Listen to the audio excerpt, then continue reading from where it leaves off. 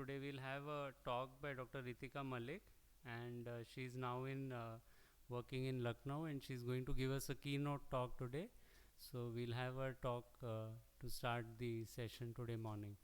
Welcome, Ritika.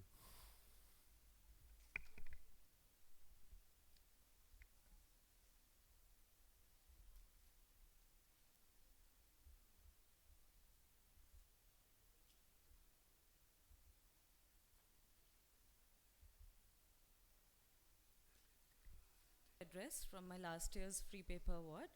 So it was based on the paper which was on next generation cross-linking calculator for titration of energy in thin keratoconic corneas. So I have no conflicts of interest. So we do know that the management of keratoconus varies from the 450 microns or less. We can do an epi-on cross-linking. We can either do an intacs or we can go with advanced disease of full thickness or lamellar penetrating keratoplasties. So, but what about those cases which have advanced keratoconus without any scarring? So in these cases, we can think about doing what the earlier problems were, that we were thinking about doing a hyposmolar riboflavin-induced cross-linking, transepithelial cross-linking, contact lens-associated cross-linking, and customized pachymetry-associated guided cross-linking.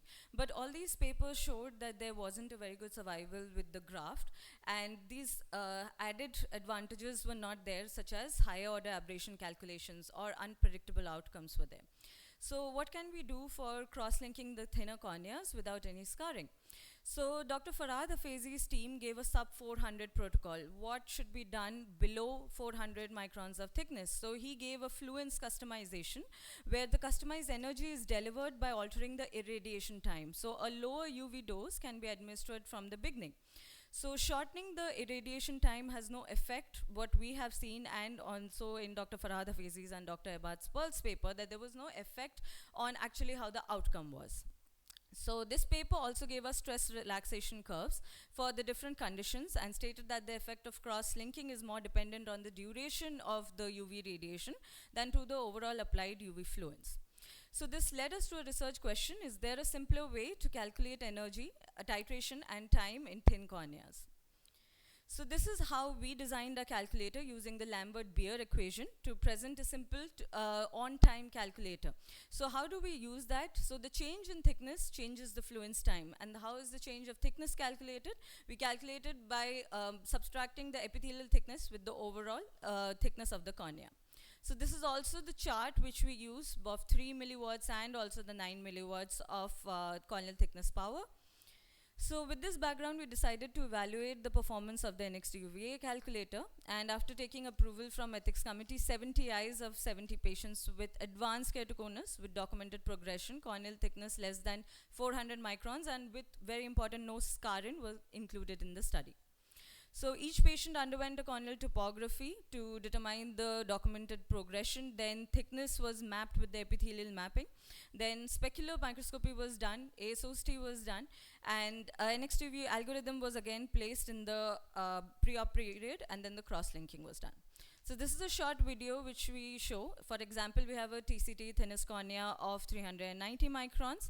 The epithelium off was around 340 microns, which corresponded to whatever we added in the app, came to around 21 minutes at 3 milliwatts and 7.3 minutes at 9 milliwatts. So we used 0.1% riboflavin, and it was instilled by the accelerated protocol.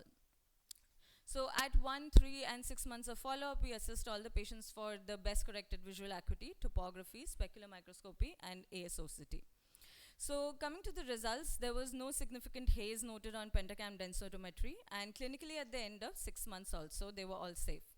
So 51% had no loss of lines and 24% were gaining one line, and the loss of line was very minimal in just about like 0.2 and 1.4%. Specular microscopy showed no statistically significant change in the cell count before and after the procedure, so it showed that it was very safe even in the thinner corneas. They were stable in the keratometry values also at 6 months, and the Kmax value was also stable. The demarcation line was documented in 62% of our patients, and it was present in most of our patients, and it evolved over the 9 months what we did the longitudinal study for. So it was showing good clinical outcomes in even of a severe of the cases. And we also adjusted the biomechanical strength. So we did see a stress strain index, and 65% of our post-op patients had no biomechanical weakening. So a polarization sensitive OCT was also done for these patients, and it showed that the collagen orientation and density in the cornea patients were also improving. So we do know that our standard cross-linking is not giving us good results with our thinner corneas. Our study is based on a simple calculator which is freely downloadable, and it's easy to use. It's not requiring any other additional methods such as iontophoresis or a contact lens. The limitation of the study currently is that a long-term follow-up is required. We are currently up to the 1-year follow-up. We do require some more patients in the cohort.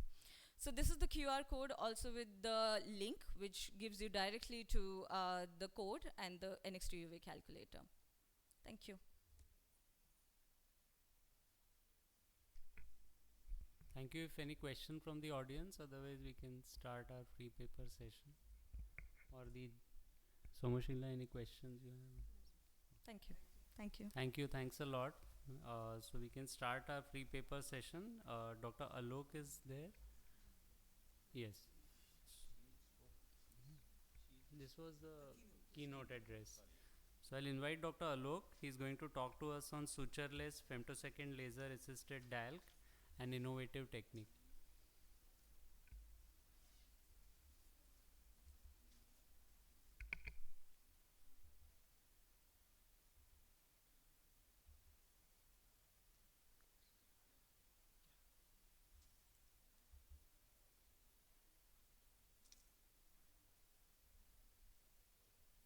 A very good morning to everybody. Our technique is sutureless femtosecond laser assisted DALC, an innovative technique. Traditionally, we all know that DALC is being performed by these methods. But what are the issues with these traditional techniques? There are basically two. One is suture related complications, and second is the long operative time. So can we circumvent these issues? So we thought of doing a sutureless technique, because that will circumvent both these issues. But the issue which was mounting on us, will there be a stable apposition between donor and host cornea with this technique? So considering that, we thought of doing this technique, and let's see what are the results. So this is the patient 1 in which we did it. If you look at, the total minimal thickness is 365 micron, and the corneal scar is extending up to 313 micron. And this is the donor parameter that we took in the VisuMax femtosecond laser, where the diameter we took was 7.7 and the thickness as 333 with side cut as 90. And the energy that we took as 40 into 5 nanojoule. So this is the technique. This is basically the donor preparation first. After we have first mounted it onto the coronet that we have, and then we delivered the femtosecond laser. There are two planes. One is the main plane that we and the side plane, and this is the scoring to that side cut. And now we are, with the help of lamellar dissector, we are now approaching the plane that has been created with the femtosecond laser.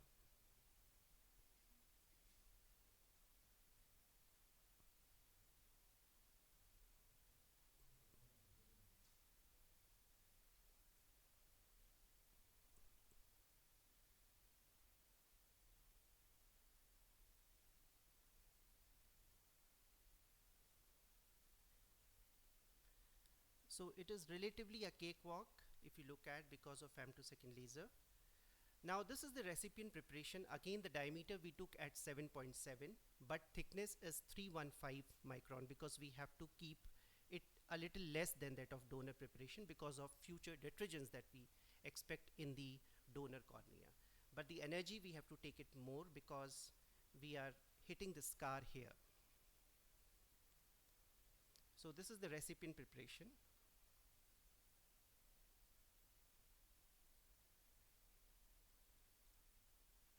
You can very well appreciate that the scar is almost involving the visual area, that the pupillary area.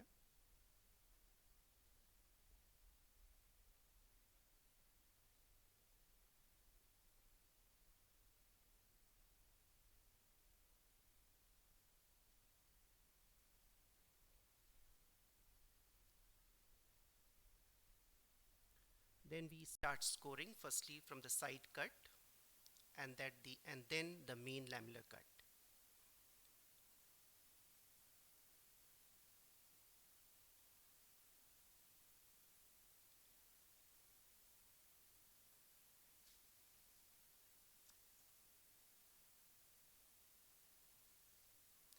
So if you see at the site of scarring, there is a resistance. So we had used crescent knife to just circumvent that part. Otherwise, it's very easy to just take it off.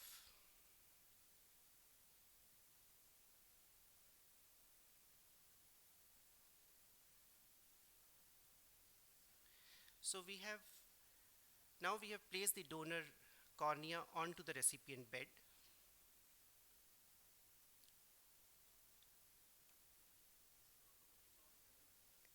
And had tried to oppose it with the help of fibrin glue.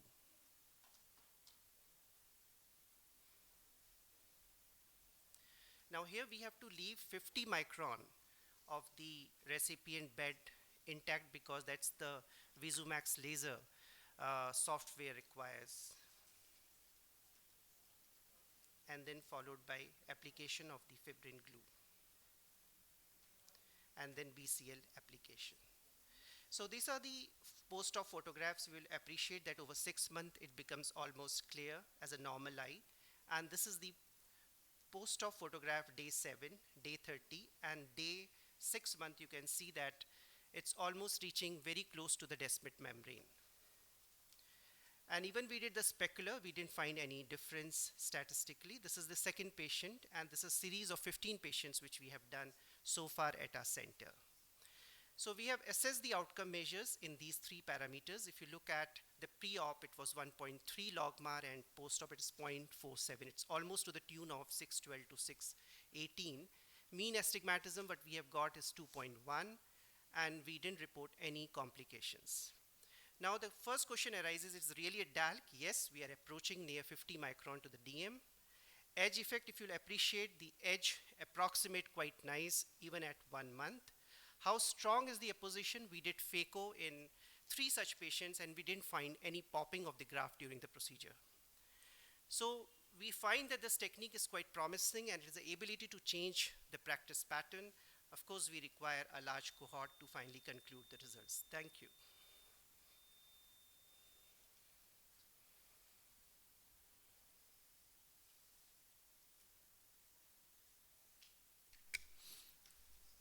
Any question?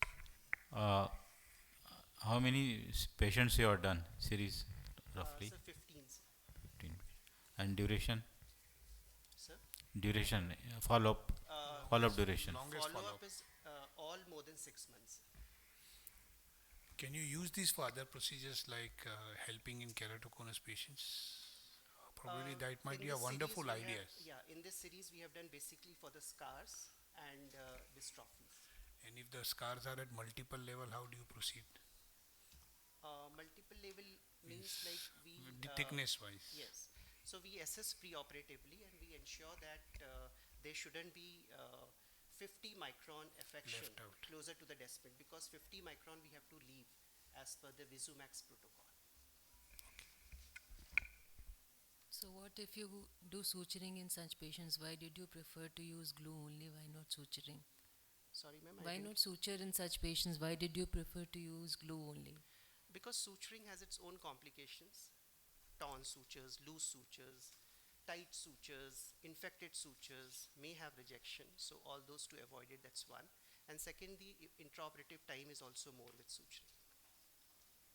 So like secondary procedures, like you said, during phaco there was no popping. Yeah, we use the normal parameters. I use Stellaris machine for all these patients with normal parameters and I didn't find any popping of it. This shows that the apposition is there, very strong apposition.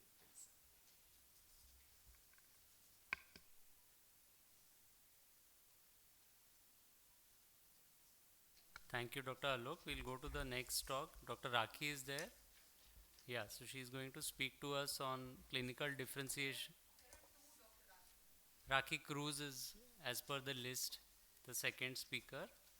She's going to talk to us on differentiation between keratitis due to fungus and pythium.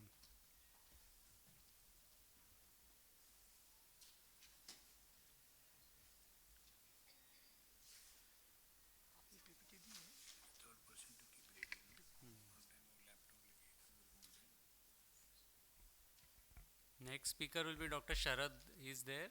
Dr. Sharad Gomase.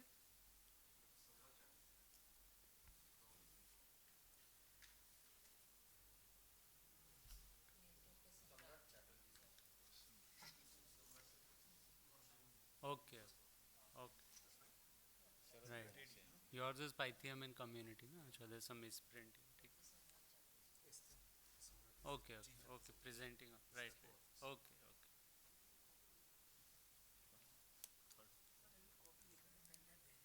So it later come afterwards. He'll come up before that. नहीं हो जाएगा लग जाएगा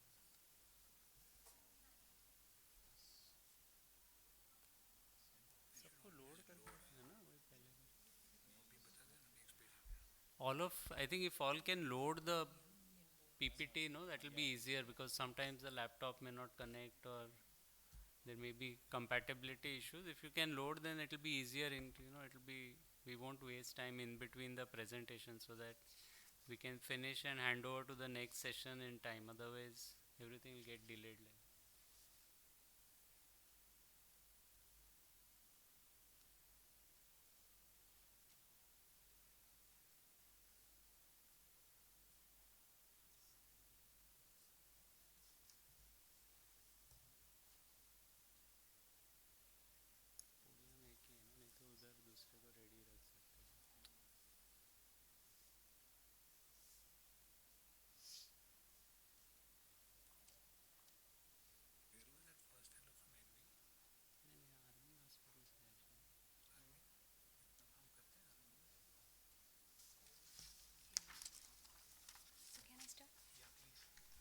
Good morning, everyone.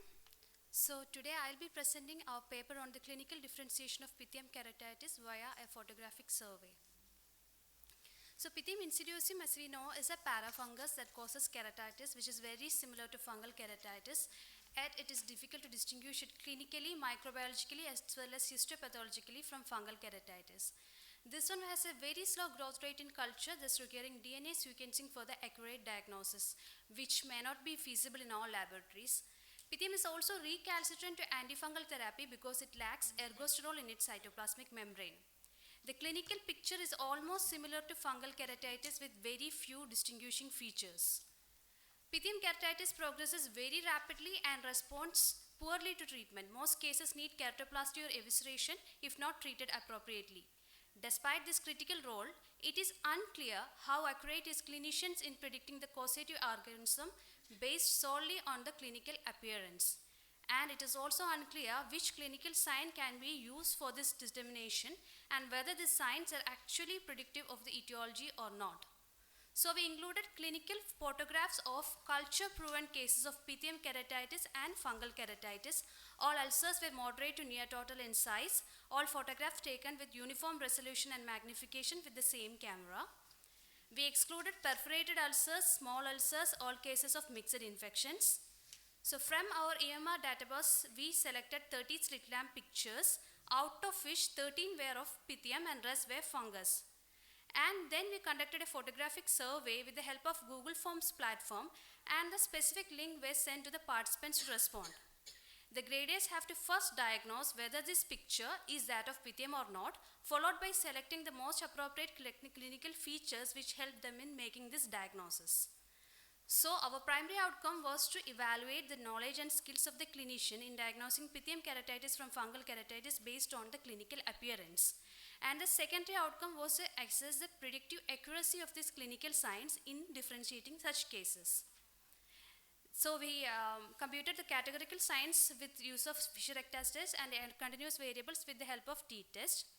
So a total of 42 cornea specialists actually participated in our survey, out of which 28 were cornea consultant and 14 were fellows.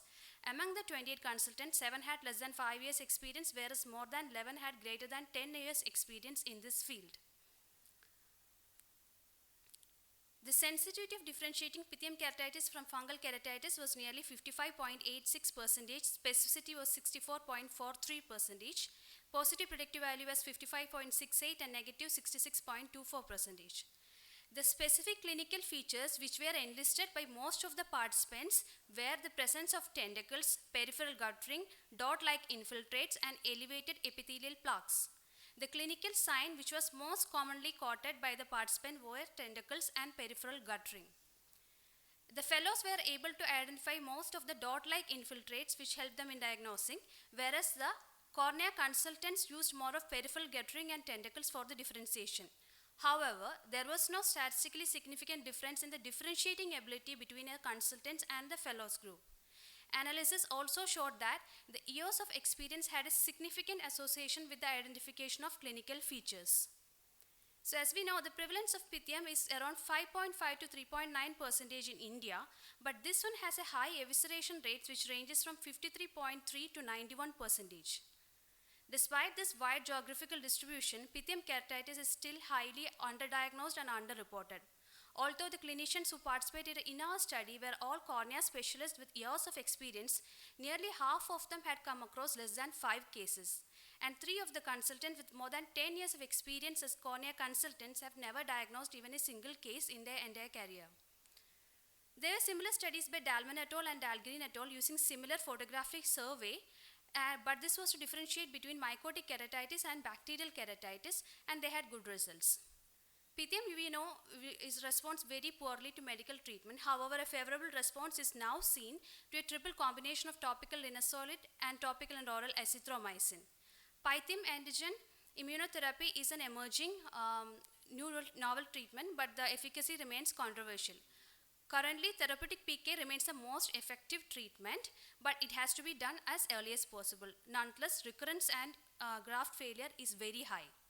So to conclude, pythium keratitis is a mimicker of fungal keratitis, but with a different line of treatment.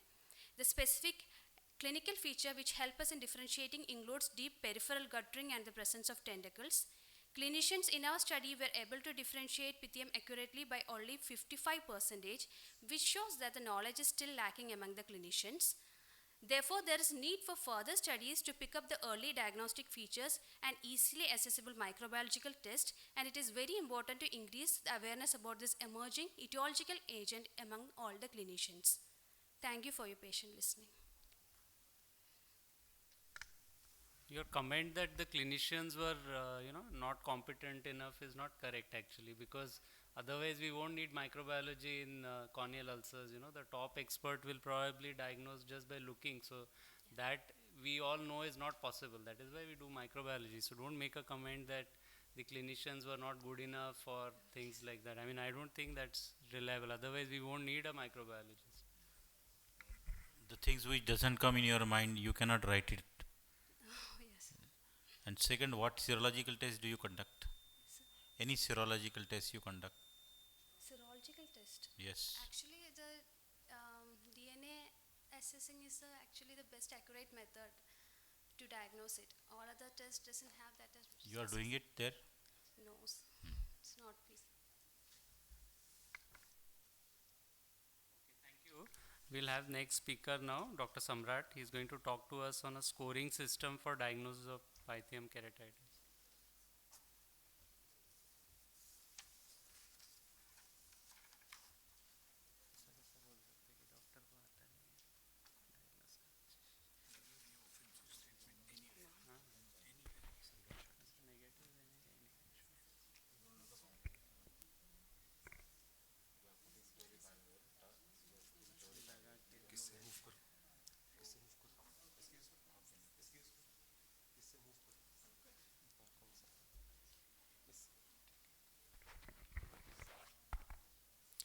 A very good morning to you all.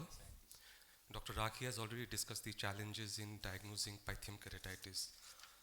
Our answer to that problem is to develop a clinical score, and my paper is on that. I have no financial disclosures to make. So let's begin with a case. This patient had come to us with ulcer that looked like fungal, and the corneal scrapings in direct microscopy also revealed fungal filaments. So we started the patient on antifungal drugs. But the patient worsened, and we advised therapeutic keratoplasty. The initial part of the surgery was uneventful, and the initial post-operative period was uneventful, but soon she came back with a recurrence that quickly progressed to progression, that progressed to perforation, and we lost the eye. Meanwhile, the culture reports of the corneal patina had come, it was pythium. So we had been treating pythium keratitis as fungal keratitis, and the outcome was poor. But what had happened with us is not uncommon. This is mainly because the pythium ulcer resembles that of a fungal ulcer, and on direct microscopy, the fungal filaments appear like pythium filaments, so a misdiagnosis is often made. In our initial part of the study, and as also my previous speaker has said, certain typical signs like tentacles, reticular pattern, these are very typical of pythium, and we also found them to be more associated with pythium keratitis. But these are also present in patients with fungal keratitis, so none of these could be considered as sine qua non for pythium. So we thought of using a combination of these signs to develop a clinical score. Such a strategy has been employed in the past. Thomas et al. From Trichy had developed a clinical score to diagnose distinguish fungal keratitis from bacterial keratitis. So ours was a retrospective comparative case series of medical records and archived clinical photographs. In the first part, we assessed the diagnostic accuracy. In the second part, we developed the clinical score using receiver operating characteristic curve and calculating the area under the curve. We had 27 patients of pythium and 69 patients of fungal keratitis. Most of these signs, like tentacles, intrastromal dots, have low sensitivity but very high negative predictive value. And also these signs like tentacles, reticular pattern, up to ring-shaped infiltrate had AUC values more than 0.5 that gives them a good discriminator characteristics. So using these signs, we developed two scores. The first score had 6 signs and the second score had 5 signs. In the second score, we left out dry corneal ulcer because that was, although associated more with pythium keratitis in our analysis, it was present in 50% of fungal keratitis, and it is classically associated with fungal keratitis. So both these scores had a very high AUC of 0.89 and 0.90. We also developed cutoff values for score 2. Presence of a single sign had a false positivity rate of around 11.6%. 2 signs, the false positivity rate reduced further to 1.4%. And if you had 3 or more signs, you practically diagnose it as pythium keratitis at the slit lamp. So how is it useful to us? In the clinics, the ophthalmologists can be aware of that, of pythium keratitis, and can alert the microbiologists so that they can be more careful in their assessment of the direct microscopy of corneal scrapings, where the microscopy results are ambiguous or the culture reports are delayed or negative. It can help in therapeutic decision making. And also for ophthalmologists who do not have access to microbiology facilities, they can refer the patient early so as not to delay the treatment. Let us go back to our index patient. If we had used the clinical score, a clinical score of 3, so with a false positive rate of 0.0%, so practically it rules in pythium keratitis. However, microbiology remains the gold standard for etiological diagnosis of microbial keratitis, and clinical score doesn't replace that. Our strategies are novel in diagnosing pythium keratitis, but it needs external validation. Thank you very much.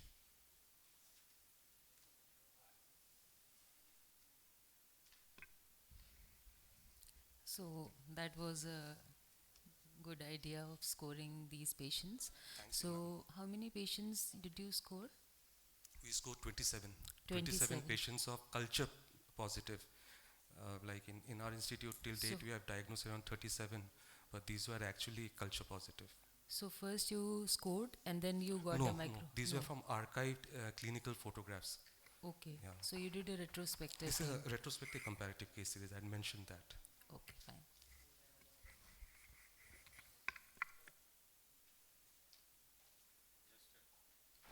Not related to this, but just a comment. Microbiologists, they are now known to everybody because of corona. And fine, Yes. now your importance is increased. We must also depend on you for clinical to support our clinical diagnosis. So as I think Dr. Nikhil had mentioned, that microbiology is the gold standard.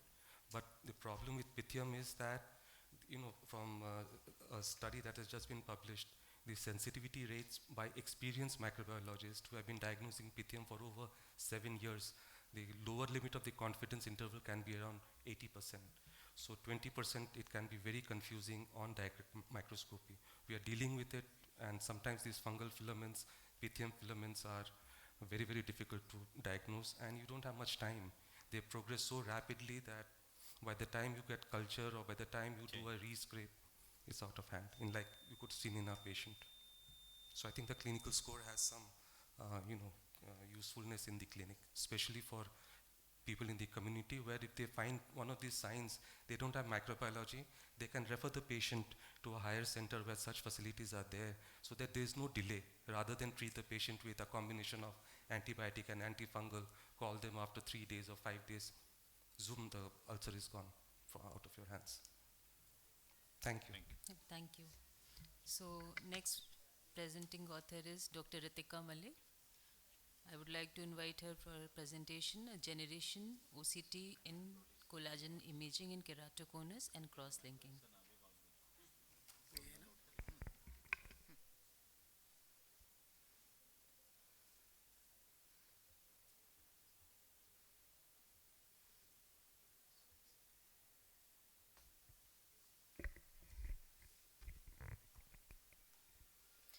Good morning. So my topic for the free paper is a next generation OCT in collagen imaging in keratoconus and cross-linking. I have no financial disclosures. So if we look at the basics of cross-linking, we know that it's a photopolymerization process which forms covalent bonds to strengthen the cornea and resists its enzymatic digestion. But can we give an evidence to it? So this was a paper by Dr. Eberhard Sperl and Dr. Theo Saylor who actually showed the corneal stiffening effect. So, but can we actually quantifiably measure it and evidentiary proof can be given? So we do have unpredictable outcomes, such as the first one, which shows a good flattening. The second one shows a suboptimal flattening with the same accelerated protocol. And the third one shows excessive flattening with a clinically significant haze.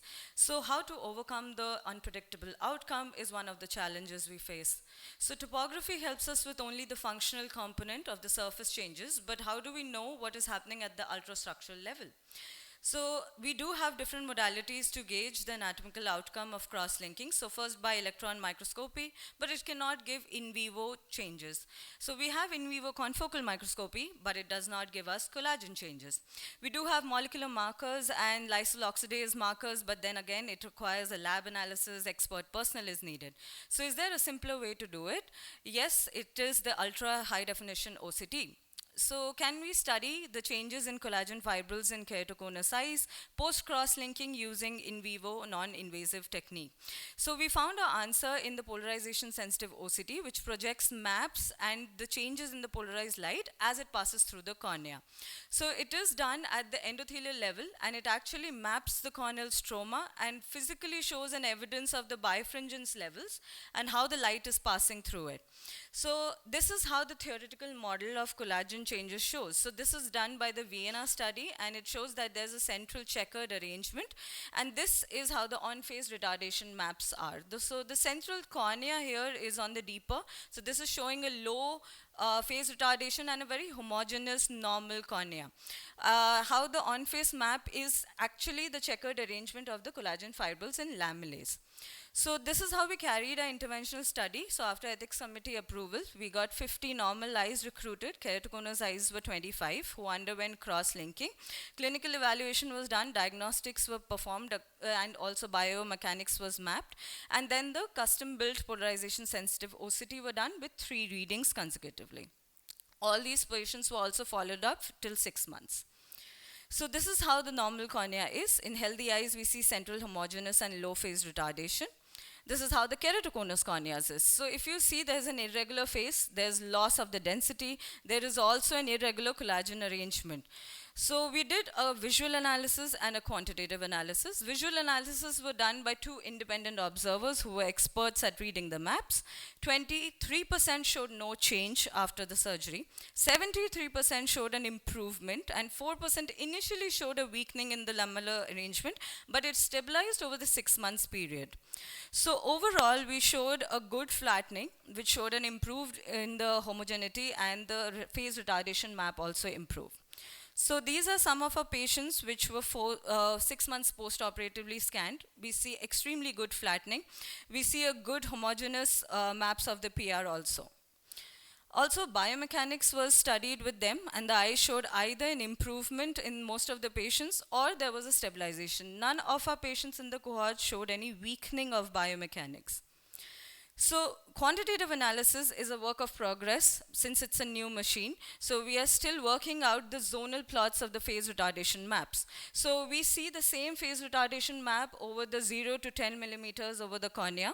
There was no significant change seen over the phase retardation maps over the 6 months period, but we are still mapping all our patients. So how does PSOST add to the existing diagnostic armamentarium? So it helps us in assessing and improving our understanding of the cross-linking outcomes. It's also helping us in screening of our patients and also understanding the suboptimal results post-cross-linking. So combined laser ablation with cross-linking improved quality of vision and did not show any significant weakening of the collagen. So how do we plan the future of PSOSTs? So if in the case where we are planning to observe the patient, after 6 months we find that the PSOST is not showing any changes in the collagen, we can observe further. No need to cross-link these patients because they can end up in a highly scarred cornea and a very excessive flattening. Next, what we can do is, if we can see a lot of homogeneous changes, there's irregular cornea, weakening of the cornea, we can immediately cross-link the patient with a manual or a laser-based cross-linking. So what we already know is that corneal tomography is the gold standard, but the disease pathology actually lies deeper. It's on the corneal stroma. So this is what our topographers are not giving us. What this study adds is the difference in the corneal distribution, and the fibril patterns are given by the PSOST. Binding density of collagen fibrils improves after collagen cross-linking, so this is the evidentiary proof of it. PSOST in the future can become an integral part of screening, KC progression, and post-corneal cross-linking outcomes. Thank you. Is there any difference in outcome where you select the timing of the cross-linking? Like, yes, we do see a difference in the outcome. So as initially we map the procedure, we do see a small irregular phase, and we can maybe say that it's not working, cross-linking is not working. But all of them stabilize up to 3 months. They stabilize and they show improvement in 6 months. What I'm asking you is, suppose you are doing for 3 millijoules for 30 seconds. Yes. Is there a difference between No, cross-linking protocols do not show any difference. There is no difference. No, so no you difference. cannot predict that this procedure No. is the best and not the No, other one. the procedure-wise we cannot best. Do you find any difference in post-LASIK ectasia? Yes, so post-LASIK How ectasia does it shows... help more? Yes. Or there is any difference of PSOCT?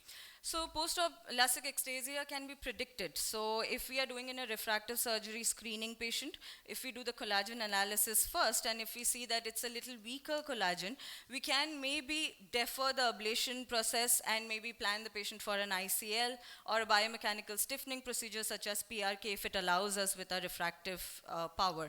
But yes, that can be helped in a predictive tool. If the post-LASIK ectasia has already happened in the patient, what we can do is, if we are planning for an intax or the cross-linking, we can observe the patient if the ectasia is still in the initial form and see if the collagen is actually depleting. If the collagen is actually depleting at a faster level, we can plan the patient immediately.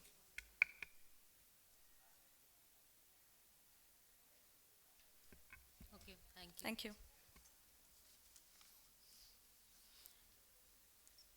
So now I would invite the next presenter, Dr. Fiba Marie George. Is she here? So her presentation is on a study on graft-host junction and astigmatism by AIOC2022 and OBSCAN after penetrating keratoplasty.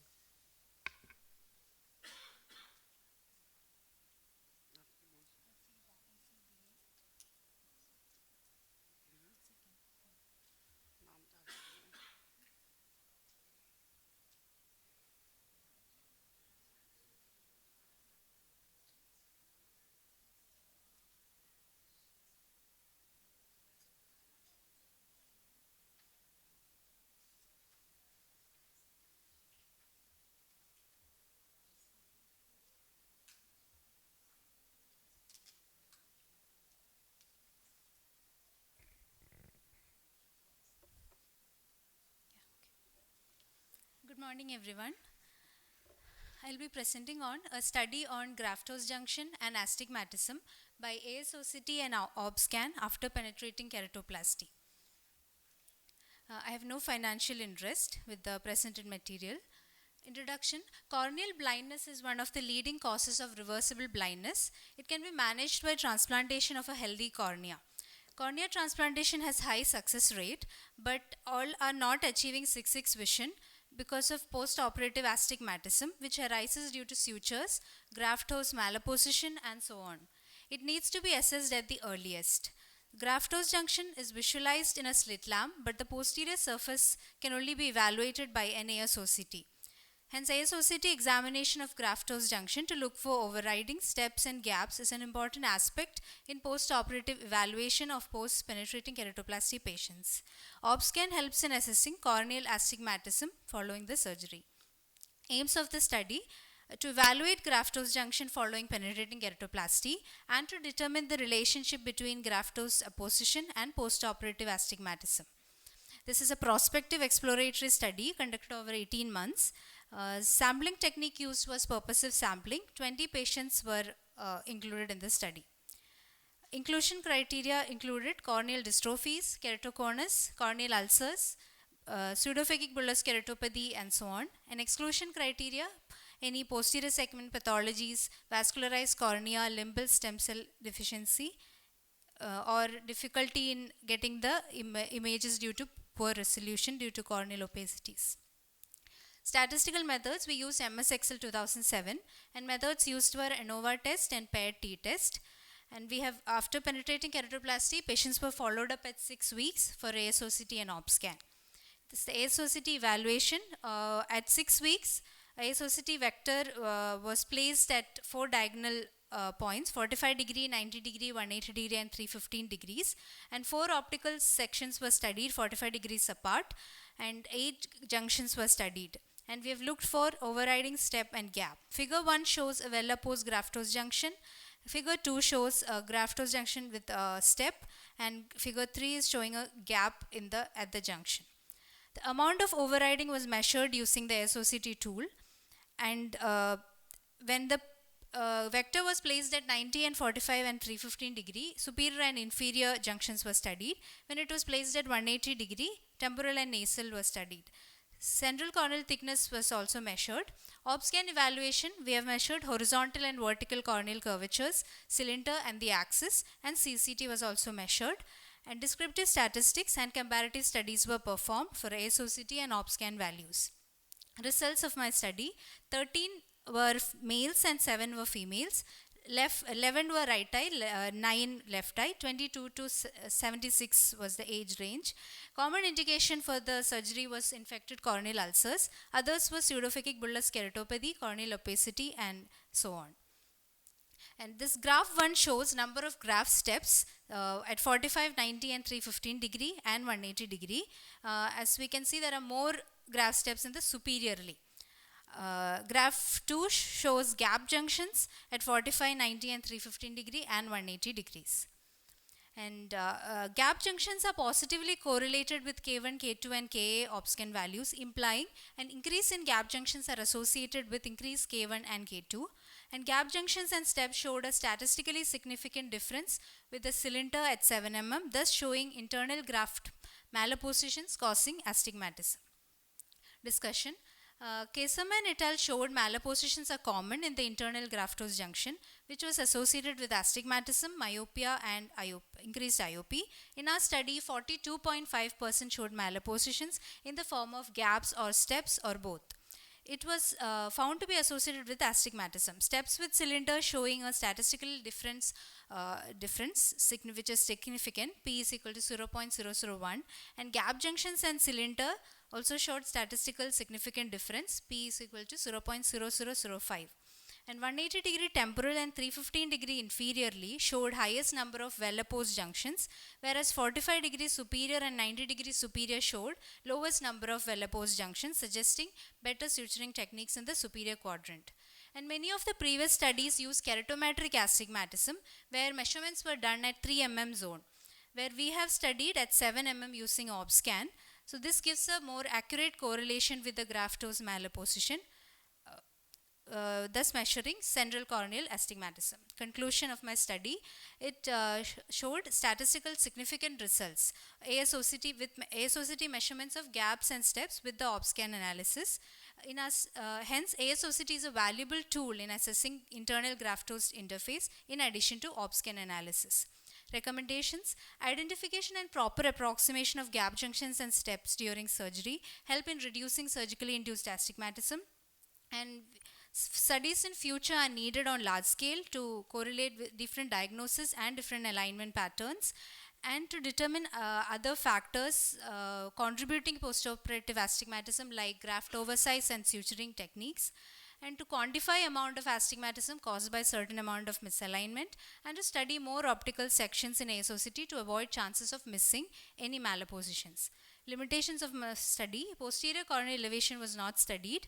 In ASOCT, we studied 4 sections, but some may be missed because we suggest more sections to be studied. Our sample size was small. A large scale study will help a better understanding of the reasons of postoperative astigmatism. These are my references. Thank you. So you mentioned in your study that malposition can lead to raised intraocular pressure. So what do you feel, what might be the reason for this? Ma'am, any how much oversizing did you do for your grafts? Ma'am? How much oversizing? Ma'am, 0.25 or 0.5. So do you think that changing the oversizing of graft might lead to change in intraocular pressures? Yes, ma'am. Bigger the size, there are more chances of increase in IOP following the surgery. So if you increase the oversizing, that will lead to?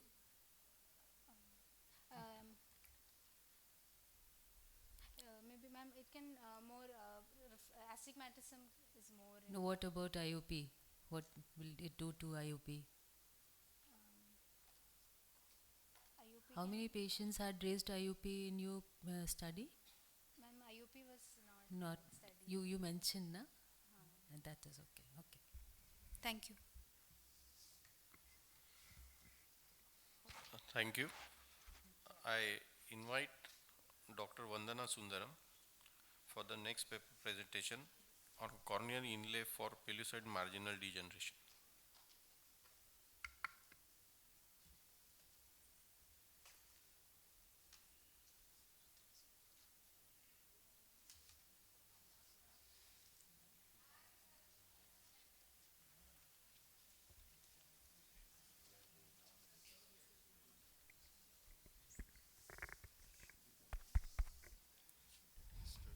Good morning, everyone. Corneal inlay for pellucid marginal degeneration. So PMD is a rare bilateral corneal ectatic disorder associated with inferior arcuate band of thinning 1 mm from the limbus. It's a progressive condition associated with acute eye drops in advanced cases. Cross-linking causes biomechanical stabilization, hence it's useful in mild or early PMD, whereas in moderate and severe cases, surgical intervention in the form of lamellar procedures is required.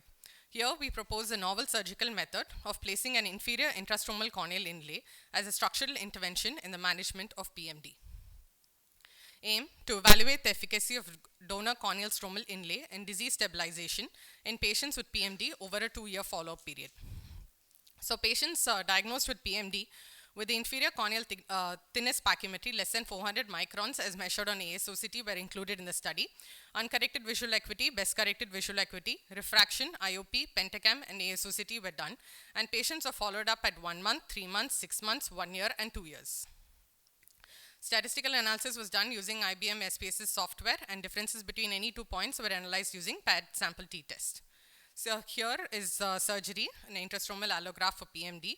So either a limbal incision or a clear corneal incision can be made, and using a crescent plate, the inferior part of the cornea and intrastromal pocket is created. So this has to be done very slowly and gently in order to prevent either a buttonholing or a perforation. So in this case, to extend the intrastromal pocket, lamellar dissectors can also be used. Here we've used a straightened crescent blade, and it's important to reach up to the opposite limbus. So meanwhile, an donor corneal graft, which is trimmed around 300 microns, is inserted into the intrastromal pocket with the help of a Sinski's hook.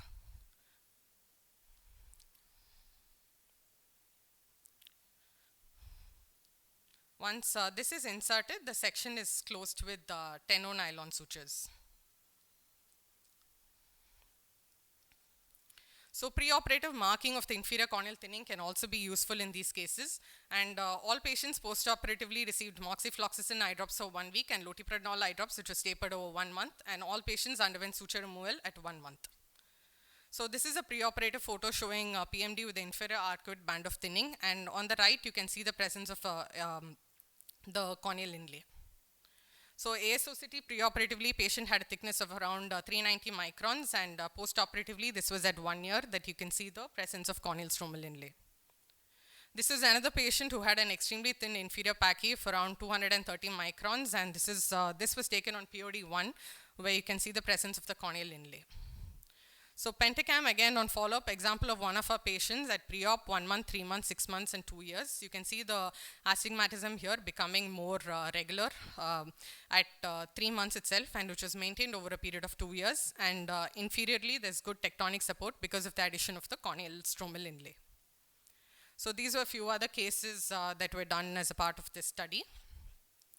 Results: surgery was performed in 10 eyes of 9 patients. The mean age of the study population was 44 plus or minus 13 years. The study included 5 males and 4 females. Visual acuity: there was no improvement in the uncorrected visual acuity or spherical refraction. It was not statistically significant. Whereas there was an improvement in the best corrected visual acuity from pre-op to 1 month, as well as an improvement in cylindrical refraction from pre-op to 1 month, which was stable until 2 years of follow-up. Pentacam, analyzing the topographical astigmatism. From pre-op to 1 month, there was a decrease in the topographical astigmatism. Again, from 1 month to 3 months also this was noted, and this was maintained from 3 months to over a period of 2 years. ASOCT, in the mean age ASOCT, that is a mean thinness pachymetry at the inferior limbus among our patients preoperatively was 364 microns plus or minus 27 microns, and at 2 years it maintained at 652 microns plus or minus 90 microns. So discussion: in PMD with the inferior thinness pachymetry greater than 400 microns, cross-linking followed by rehabilitation with glasses or scleral contact lenses is a good management option. Whereas in patients with thinness pachymetry less than 400 microns, either a DALC, tuck-in DALC, crescentric lamella keratoplasty, both full thickness and lamella have been attempted. However, the above procedures have been associated with suture-related complications and high residual astigmatism. Hence, placement of corneal inlay could be a good structural intervention in disease stabilization in this group of patients. The outcome being increase in the inferior corneal thickness, stabilization of cornea by adding a tectonic support, thereby preventing eye drops. And this also enables early visual rehabilitation with glasses, spectacles, better fit with scleral contact lenses, and phakichioles. Advantages of the procedure being there's no endothelial rejection, no suture-related astigmatism, no wound gaping, no requirement of long-term steroid use, hence avoiding steroid-related complications. A single donor cornea can be used for 2 patients. The leftover peripheral corneal button after central trephination can also be used for the corneal stromal inlay. Disadvantages of the procedure being creation of intrastromal pocket in already thin corneas becomes very challenging. There's always a risk of perforation and buttonholing. However, in our series, we did not notice any of these. Intraoperative OCT in these cases can guide the surgeon to prevent these complications. Conclusion: corneal inlay could be a good and effective surgical option in moderate and severe PMD for structural support and disease stabilization, thereby preventing acute eye drops. These are my references. Thank you. So what was the average change in spectacle cylinder and keratometric cylinder pre and post procedure? Spectacle cylinder around 1 diopter, sir. Around cylindrical That's what I was astigmatism. seeing, like you had, I think 9 diopter pre-op and 8 diopters post-op. Yes, So around 1 diopter shift with so much of surgery is very less, isn't it? I mean, Yeah. how did it help finally? They may still need a contact lens or something. So like the that. aim of the procedure is not visual rehabilitation. The aim of the procedure is just disease stabilization. So that post placement of corneal stromal inlay, like placement of scleral contact lenses, getting a better fit becomes easier. And you know that the disease is stabilized. So if the patient has got cataract, like because we still had 50, 55-year-old patients with cataract and PMD. So they underwent the procedure and then later they underwent a toric IOL, customized toric IOL implantation. So the aim of the procedure is not to increase the vision or it is just for disease stabilization. So later visual rehabilitation can be done in these patients.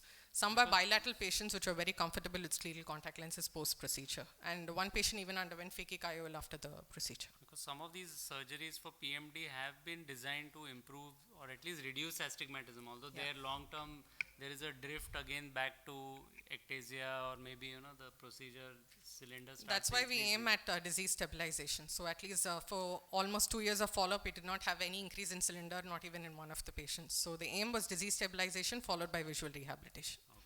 Thank you. So how you calculate the thickness of the donor graft?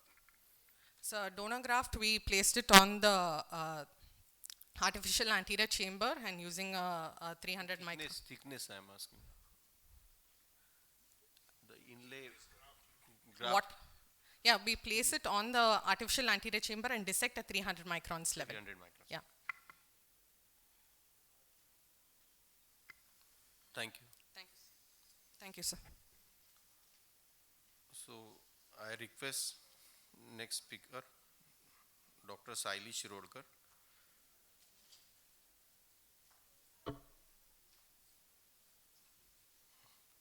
Sir, yeah, sorry, Dr.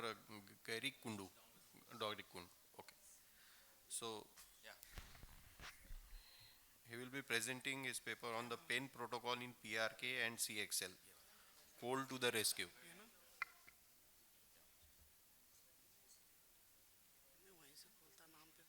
At the outset, I'd like to thank AIOS for this chance. A very good morning to judges, to my colleagues.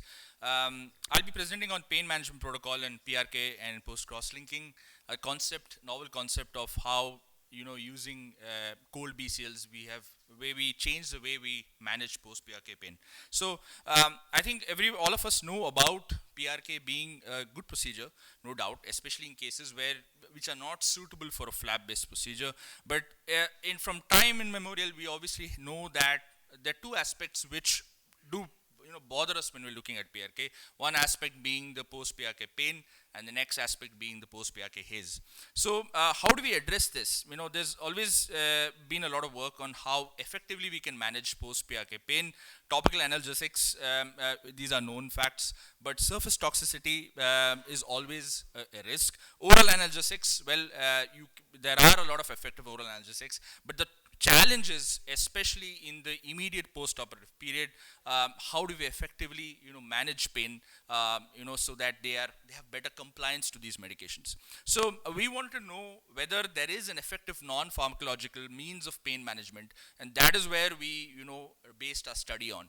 Now, our work we have published earlier on pain management after PRK, where, in comparison to a conventional bandage contact lens, we, soak the bandage contact lens in 0.45% ketorolac, and what we found is that there was, much better, post-operative pain, factors in terms of something which is known as the Wong-Baker scale. So we wanted to know and move further is that can we, build a better way of looking at post-PRK pain, and what we dealt and looked back at literature is the role of cold or role of cryotherapy. So there is a lot of things, cold or using cold packs for treatment of pain. We wanted to extrapolate that concept of, using cryotherapy or using cold into trying to manage post-PRK pain. And our research question was, can we use cold thermotherapy in the form of refrigerated bandage contact lenses to manage post-PRK pain? So we looked at a cohort of 202 PRKIs, 249 patients who were keratoconus, who had underwent cross-linking. They all underwent the routine clinical evaluation and diagnostics. What we did is randomize them into 4 groups. So we, one set of patients, had the conventional bandage contact lens, which was given immediate post-operative. The second set, conventional plus ketorolac. So we've already published that. Now what we added on is looking at how we can use cold or refrigerated BCLs. So group 3 had just a refrigerated BCL. This is stored at 4 degrees overnight in the refrigerator, and the 4th group was cold with ketorolac. So we wanted to find out, is using cold bandage contact lenses, could that make a significant difference in outcomes in terms of pain? What was normalized in these cases is that all of these patients underwent cold BSS wash. It was randomized, and the pain scoring on the Wong-Baker's Faces Pain Scale was recorded on day 1, 2, and 3. Interestingly, when we compared and looked at, the pain scale, which is post-operative after either PRK or cross-linking, we found that there was a significantly low, scores, which is on the pain, which is suggestive of better or lesser pain in the cold group. So that is the cold plus the ketorolac and the cold BCL itself, as in comparison to the conventional bandage contact lens. What is also important is that the addition of ketorolac, whether it is in the conventional plus a ketorolac or the cold bandage contact lens with a ketorolac, did not actually cause a significant difference. So it's in fact the cold or the cold BCL, which itself was significantly better in looking at pain, which is post-operative, either post-PRK or post-keratoconus. So even in the PRK group, we found a similar trend. We wanted to go further. We didn't want to restrict ourselves. What exactly are the factors which are driving and helping us looking at, patients reducing or decrease in pain immediately post-operative PRK? So there has been a lot of work on these, these are temperature-sensitive channels which are there on the ocular surface. So a few of them to name is the cold temperature-sensitive, which is the TRP, which is the transient receptor potential melastatin A. So these are actually, activated by cold itself, and these are, gated ion channels and have an analgesic effect. The TRPV1 to say is a heat receptor, protein. This is again a gated ion channel, and that is activated by heat. Many of these factors are, indirectly related to temperature or indirectly related or activated with inflammation immediate post-operatively. What we did is we took the bandage contact lens and replaced them on day 1. And we put that in something known as a phosphate buffer saline, where we did a microcentrifugation and we did a qPCR to look at these various factors which can actually change in the interim or the immediate post-operative period. And what we found, interestingly, is that there was an increased absolute and relative expression of the TRPM8. So this is a cold sensitive ion channel, and this was increased in those patients who had reduced pain with cold and BCL. What is important to note is that the cold actually triggered this kind of a gated ion channel, and this was the reason where, probably was the reason as to why they had a better, decrease in pain post-operatively as compared to those who did not. So, to summarize, there was reduced average pain. We found that there was an increased absolute and relative expression of these specific cold receptors.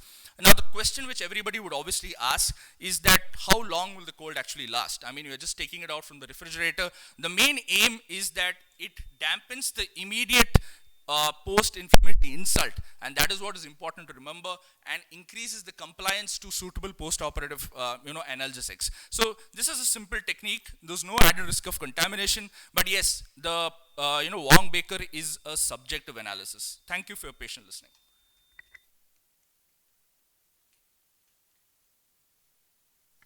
Do you think using some cold packs over the eye might be an additional, and did you look at something like that or think of something like that? Cold packs, yes, but the logic is this is at least for the first 2 or 3 days.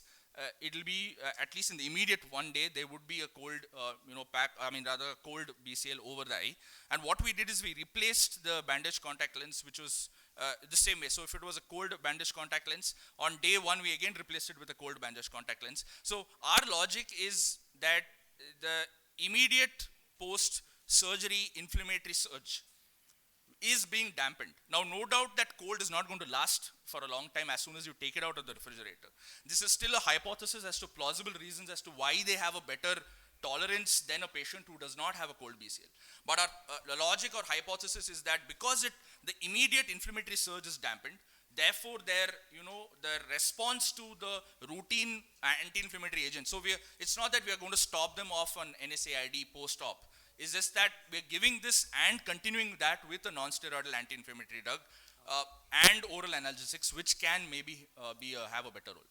You think that putting these eye drops post-operatively at 4-degree temperature and put it in the eye in the first few days, the cold eye drops, That so probably these might help you also along with this. could Put be. the So drops at 4 o'clock, 4 degree temperature, and use the same drops. we could. So I mean, even cold BSS is the reason as to why we are doing a wash. So there are various targets as to where we can actually alter and look at temperature. What we looked at specifically is the bandage contact lens. What you're saying is something which could be done, but try to negate it. What we did is, the cold BSS was common for all of them, and what we found is that in the group with the cold BCL, there was a significant decrease in pain. So this is still a work in progress. A lot of factors and determinants are still unknown, but this is interesting results to start off with. Yeah. Thank you, sir.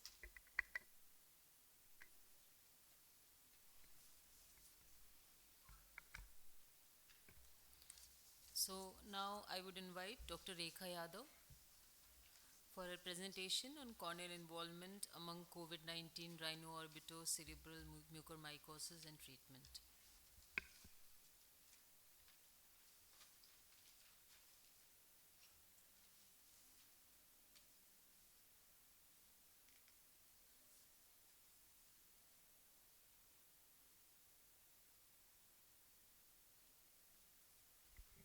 Good morning, everyone. Respected judges and audience, my topic of presentation is corneal involvement among COVID-19, rhino-orbital cerebral mucormycosis, and treatment.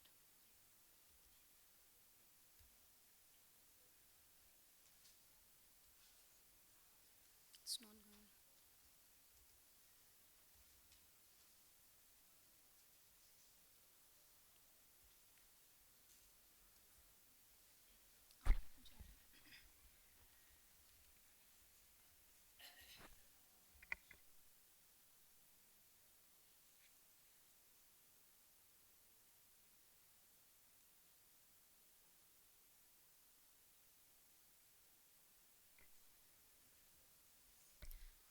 So as we all know, the second wave of COVID-19 pandemic has led to a huge resurgence of mucormycosis. More than 47,000 cases of mucormycosis they were reported in 3 months between April to June 2021. The fatality rates of cases reported from India were less than the globally reported cases, primarily due to predominance of rhino-orbital manifestation. During the first wave of COVID-19, India contributed to approximately 71% of global cases of mucormycosis in patients from December 19 to the start of April 2021. The reported mortality obtained from India was much lower than the previous Indian data on known COVID mucormycosis. The crisis of mucormycosis was further worsened by an acute scarcity of the amphotericin B, which was caused by the large number of cases of mucormycosis. The organism primarily which was responsible for mucormycosis was Rhizopus followed by other species. Rhino-orbital and the rhino-orbital cerebral mucormycosis were among the most frequent presentation of mucormycosis. Our orbital mucormycosis and cerebral mucormycosis, they accounted for 89% of cases in India, while globally they accounted for only 64%, where the pulmonary mucormycosis was more prevalent.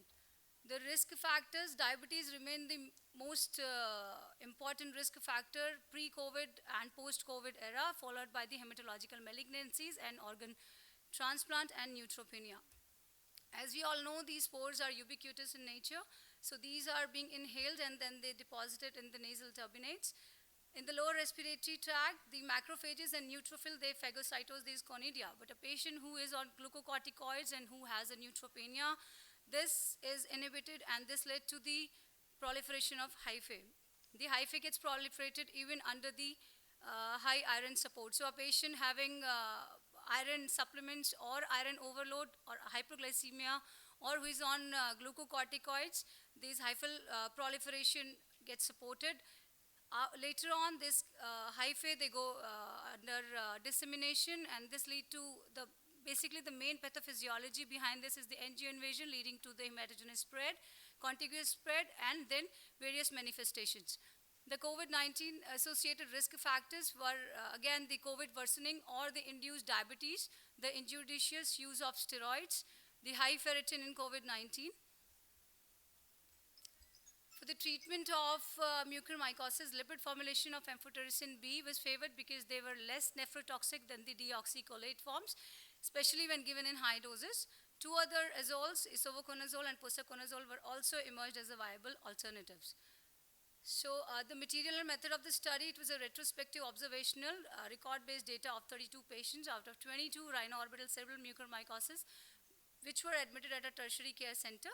The inclusion criteria were confirmed cases of invasive mucormycosis, either clinically on 10% KOH microscopy or on radiological imaging. Invasive mucormycosis patients with corneal, ocular, or ocular surface, ocular coat manifestations. The following parameters were recorded. Mostly the patients were in neuro wards, so only the torchlight examination could be done. But still we tried to take the visual acuity, pupillary reactions, extraocular movements, facial symmetry, orbital signs, Schirmer test, the corneal ulcer, the size, shape, site, the corneal sensations, anterior chamber status, sedals and lens status, and the fundus examination was evaluated. Corneal staining pattern was also evaluated. Corneal scraping as and when feasible, because the patients were not able to sit on the slit lamp, they were on critically ill. The conjunctival swab, pus KOH and gram staining was done. The treatment which was offered to all of these patients was the systemic liposomal amphotericin B, oral posaconazole if a patient was allergic to amphotericin B, topical amphotericin B in a concentration of 0.5 mg per ml, 0.05%, lubricants, anti-glaucoma and cycloplegics. So the results of the study, the primary outcomes were taken as the time for the epithelialization, the decrease in the ulcer size, in the infiltrate, the depth, which was done only on the torchlight. The secondary outcomes were the symptomatic relief to the patient as symptoms begin to resolve prior to the improvement in the objective clinical appearance. Dr. Rekha, please come on your results. Yeah. So the result, the mean age was 52.84, there were 22 males and 10 females. 29 patients were diabetic, 32 had recent COVID-19 infection.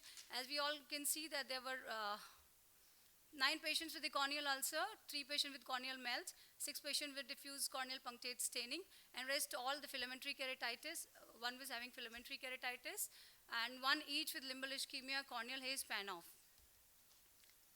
So this table shows that there were 6 patients which got expired, the 6 got exentrated. Out of 32, the 20 patients of corneal ulcer and rest of the corneal problems, they got healed. Only 1 showed a recurrence and 1 lost to follow-up. Just a last slide. This shows that the first one shows the orbital signs with the corneal sloughing and the corneal ulcer. The second one shows there's a limbal perforation with the collapsed anterior chamber and DM fold. Third one shows the positive sedals and inferior corneal ulcer. The fourth figure shows posterior synechiae and the corneal haze. This is the typically presentation, the central corneal ulcer with a larger in size involving the central and the paracentral area. This was the patient with the corneal stromal abscess and the pan-off with the lid eschar.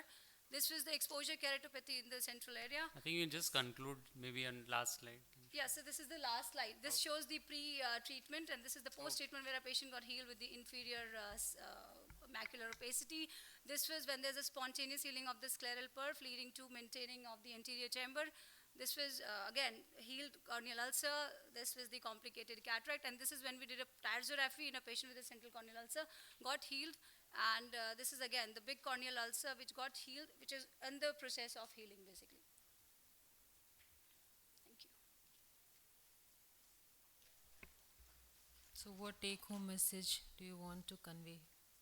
Ma'am, actually, we don't have much in the literature about the corneal manifestations in mucormycosis. We read about the orbital, the posterior segment. This is just to add on to what all can happen in a patient of mucormycosis. And we only started them on amphotericin and the supportive therapy. So these were the results. Maybe we can try amphotericin. This is just to add on the corneal, basically corneal and the anterior segment manifestation, which is like less in the literature. So how did you move about the treatment? Sorry, ma'am? What was the preferred drug which you gave? Ma'am, in a patient of corneal ulcer, we started them on topical amphotericin on a concentration of 0.5 mg per ml with cycloplegic and anti-glaucoma treatment. But few of them, they had presented with only diffuse corneal staining, which got healed with frequent lubrication and lubricant eye ointments. And there was one patient with the uveitis. We started that patient on routine predacetate and routine cycloplegics.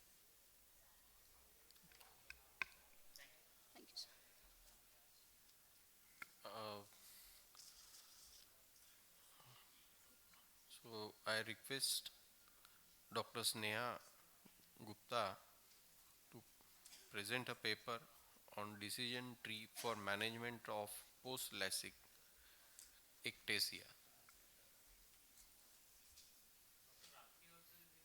There's one talk. You're here, no? Yeah. So you're the next.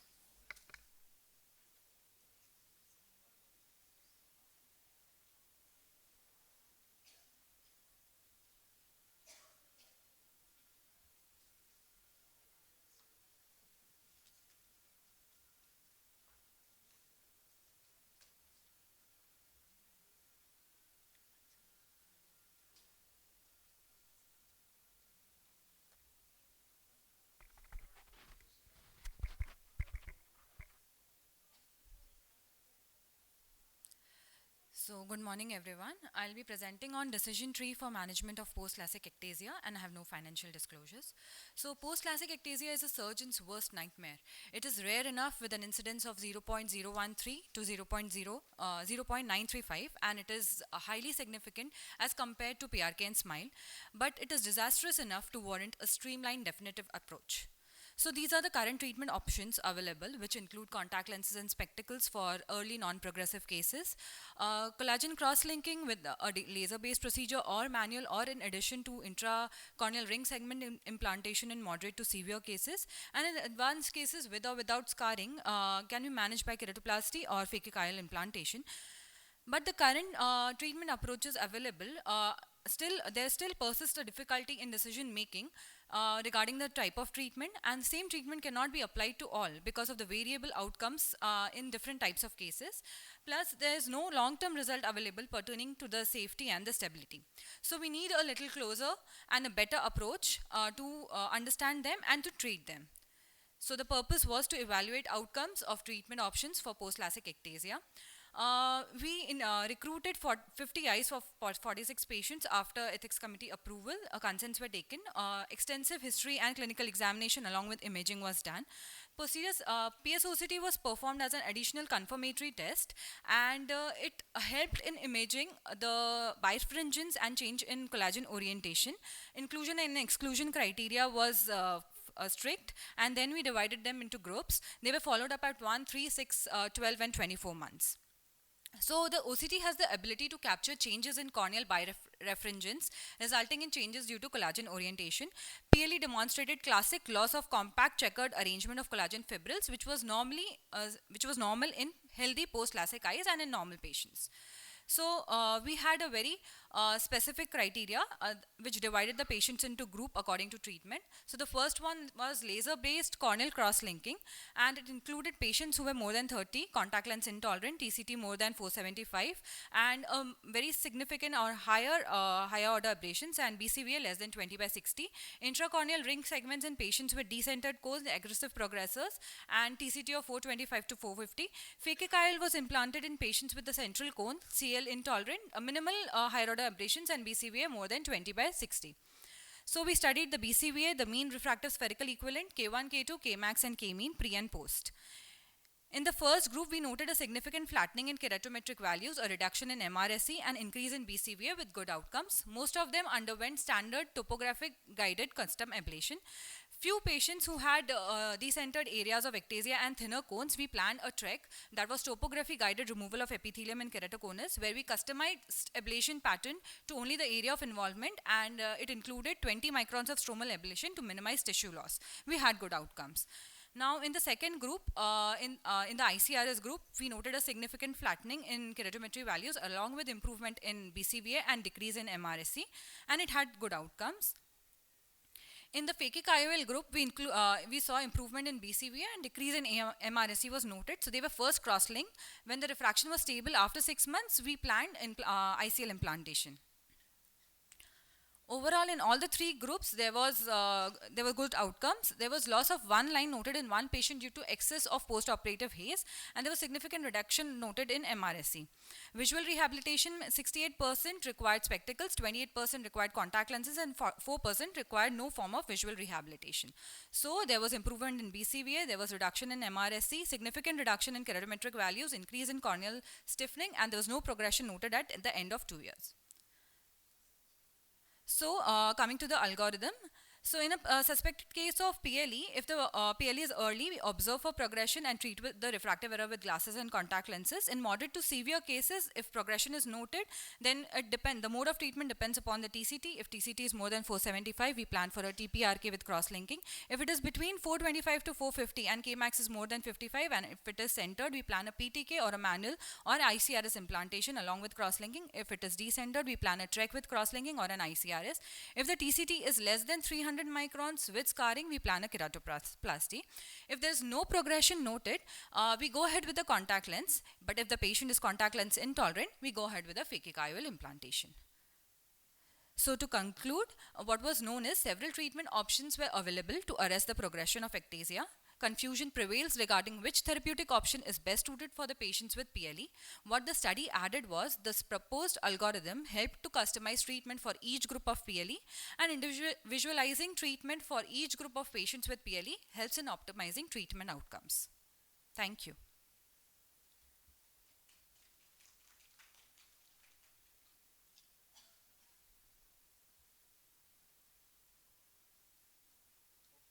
Thank you, sir. So we'll have a talk by Dr. Rakhi. She's going to talk on miltefosine related keratitis, clinical characteristics.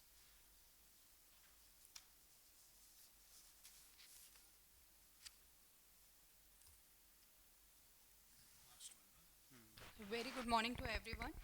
I'll be speaking on miltefosine related keratitis, clinical characteristics and management. I have no financial interest in the subject matter. Not moving, slides are not moving.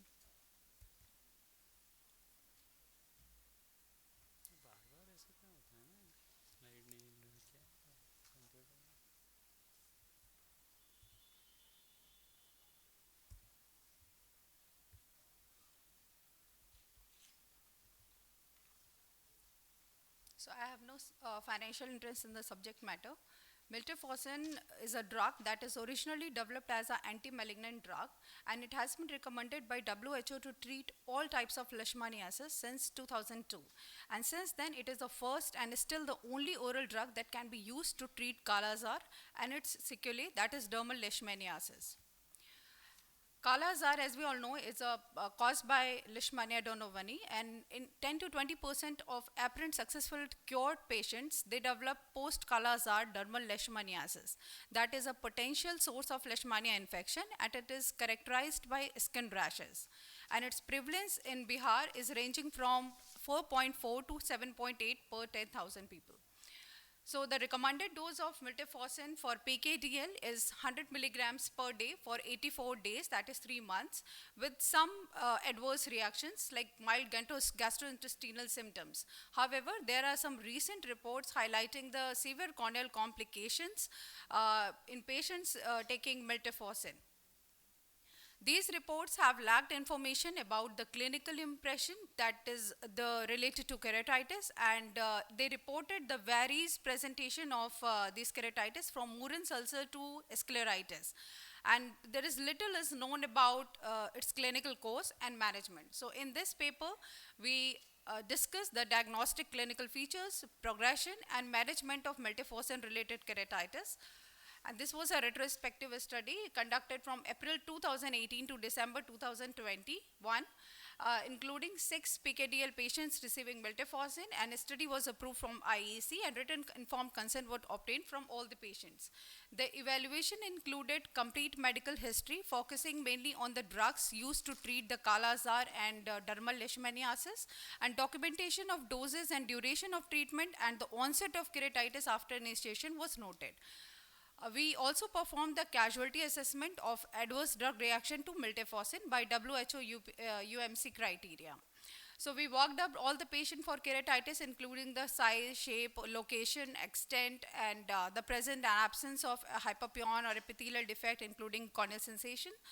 And laboratory evaluation included the smear examination and culture of corneal specimen, PCR to rule out the Leishmania donovani in the corneal specimens. RK39, it is a rapid serodiagnostic test to confirm the PKDL, and a skin biopsy to rule out the LD bodies. So results of 6 patients. Case 1 was bilateral keratitis. He was taking miltefosine treatment for 48 days and he continued taking this medication for another 17 days after the appearance of ocular signs. So at the day of presentation, he had full thickness paralimbal ring-shaped infiltrates with hypopyon. And since it was a first case, we didn't start any steroid in this case and we waited for the microbiological examination results. And within 2 days, this ulcer progressed and involved the corneal central cornea as well as resulted into corneal thickness, for which patient required the penetrating keratoplasty in the right eye. And when the results came negative for any microbial organism, we started oral and topical steroid and left eye resolved with this with 6/12 vision at the end of 5 months. Case 2 was also bilateral keratitis and he was taking miltefosine for 35 days and he continued taking this drug for another 20 days after appearance of symptoms and signs. And this was a very classical appearance of the signs. There was ring ulcer, paralimbal infiltrate rapidly involving the center as well as circumferential cornea, and for which he required PK in the right eye, and left eye responded very well to topical and oral steroid and resulted in 6/9 vision at the end of 4.5 months. Next 4 cases of our 6 cases were unilateral keratitis and they all were taking miltefosine from 38 days to 65 days. One thing was common in all the patients, that they stopped taking miltefosine as they feel the ocular signs and symptoms. So all these cases responded very well to topical steroid only, and they recovered their full vision in the span of 3 months. So in results, ocular signs and ocular symptoms were pain, watering, photophobia. Keratitis was very consistent in all the patients, ring-shaped, full thickness, paralimbal infiltrate. 2 cases had bilateral keratitis, 4 were unilateral. Laboratory results showed positive only for RK39 test and skin biopsy. Rest tests were the negative. The discontinuation of drug and initiation of corticosteroid therapy were the mainstay of treatment, and casualty assessment with WHO UMC criteria showed the probable association between ADR and miltefosine in all the patients. So we found a consistent pattern of keratitis and its course in all the patients who were receiving miltefosine, and on the basis of our results we could divide these keratitis into 2 stages. Early stage where the ring ulcer were present and there was a intervening clear zone between limbus and the lesion, and an advanced case where the infiltrate extend both centripetally as well as circumferentially and resulted into ulcerative keratitis. So the mechanism of this keratitis is not very clear, but it has been hypothesized that this drug might be directly toxic to ocular tissues because of its long elimination life, that is 31 days, and development of keratitis could be an autoimmune response to the drug. So we suggested some management. One is stopping the drug immediately and excluding the infectious etiology, initiate the steroids as early as possible, and deferring the PK for all complicated cases. So this study indicates the prolonged use of miltefosine might cause keratitis that resembles infectious keratitis, and the early diagnosis with discontinuation of drug and initiation of corticosteroid therapy are the key to successful management. This study also emphasized that need to strengthen the pharmacovigilance program in endemic areas that monitors the serious complication, and patient receiving miltefosine should undergo periodic ocular examination by an ophthalmologist. These are the reference. Thank you. So miltefosine has been used orally for acanthamoeba keratitis. So in those series, is there any report that the contralateral eye developed any toxicity or ulceration or anything like that? Like, how can you prove that that is the causal effect relationship? I mean, so there are many studies, not many, but 3 or 4 studies which have documented the role of miltefosine in recalcitrant acanthamoeba keratitis. In these cases, other are usually not involved, but they have shown the worsening of symptoms and sign in the same eye after 1 week course, and in some of the study they also added a steroid in the same time. So, and one thing is important in all those literature, that they have used this miltefosine maximally till 30 days or 35 days, not more than that. And we found the average duration of presenting this keratitis or infiltrate is around 5 weeks. So after 5 weeks, we should start monitoring these cases for appearance of these infiltrates. And did you do a histopathology of the button samples of Yes, transplant? I have not included that patient. He came late. That was the 7th patient, and we did histopathological examination just to see what is happening. And we found only the intense inflammatory reaction and no LD bodies, nothing very significant to the organism. And how long this drug has been used, and are there any earlier data of similar type? It is used for 28 days in visceral leishmaniasis, and in dermal leishmaniasis it is used for 84 days. So all these patients have already taken the drug, this drug for visceral leishmaniasis also, that is for Kala Azar, but they didn't develop this much of sign. And after continuing 5 or 6 weeks, they start developing this kind of symptoms. So it needs an intense monitoring while using this drug. And that is very important. Thank you, sir. That was a very nice study, Dr. Rakhi. So do you think, Dr. Rakhi, do you think we should start steroid immediately, or we have to wait for culture report to come and then only start steroid in such patients? After seeing 6 patient or 7 patient, I would recommend that if the history is present there, like miltefosine history is very strong and patient is giving you a history and you can see those tablets with them, then don't wait for long. Start topical and oral steroid depending upon the severity. Like I showed the 4 cases, they stop the drug immediately when they get symptoms. And as they came to us, we started topical steroid immediately after taking just sample for the microbiological examination. And they responded very well without any residual scarring or this thing, and they get 6/6 vision within 3 months. Any other systemic comorbidity other than leishmaniasis?